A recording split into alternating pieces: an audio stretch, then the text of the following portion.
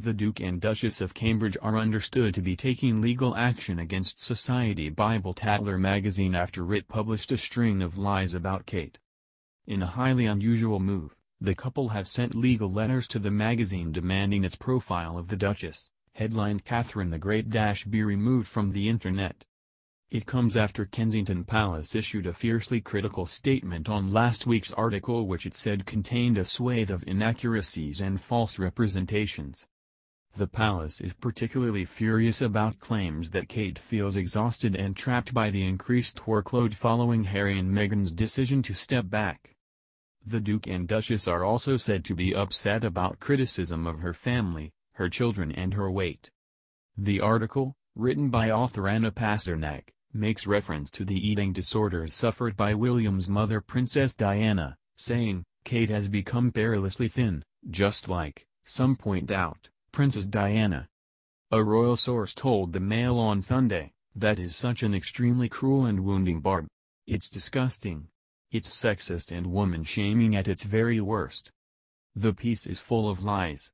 There is no truth to their claim that the Duchess feels overwhelmed with work, nor that the Duke is obsessed with Carol Middleton. It's preposterous and downright wrong. The whole thing is class snobbery at its very worst. The stuff about Kate's sister, Pippa, is horrible. Tatler may think it's immune from action as it's read by the royals and on every coffee table in every smart home, but it makes no difference. It's ironic that the royals' favorite magazine is being trashed by them. The Duchess is a naturally shy woman who is doing her best." Tatler's article also claims that Kate, 38, had a spat with Meghan Markle ahead of her wedding to Prince Harry in May 2018. It says the clash took place at a rehearsal 2 days before the big day and centered on whether Princess Charlotte and the other young bridesmaids should wear tights. Quoting an unnamed friend, the article says, "There was an incident at the wedding rehearsal. It was a hot day and apparently there was a row over whether the bridesmaids should wear tights or not. Kate, following protocol, felt that they should. Meghan didn't want them to. The photographs suggest that Meghan won. But Kensington Palace insists the story is wrong."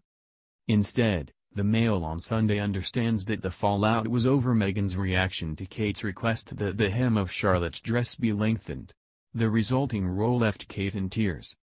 The profile takes aim at Kate's taste and her family, sneeringly describing the Cambridge's Anmer Hall home in Norfolk as very Buckinghamshire. Carol has put her stamp on Anmer decor-wise, it claims.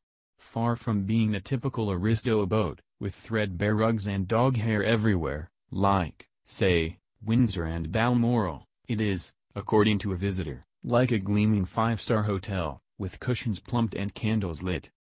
It also labels Mrs. Middleton a terrible snob and snipes at Kate's younger sister Pippa as too regal and try-hard.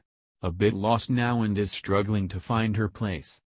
To the anger of Kensington Palace, Ms. Pasternak asserts that the Cambridges feel very tired because they have been forced to take on more royal duties after Megxit. The article cites a source as saying, "Kate is furious about the larger workload. She feels exhausted and trapped.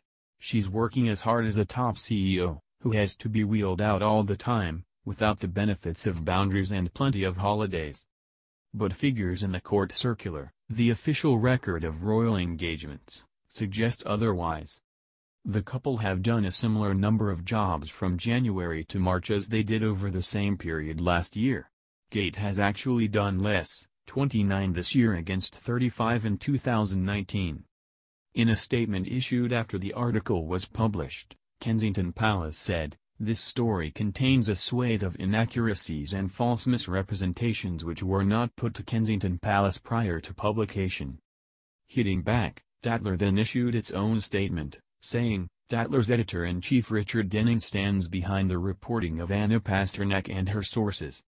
Kensington Palace knew we were running the Catherine the Great cover months ago and we asked them to work together on it.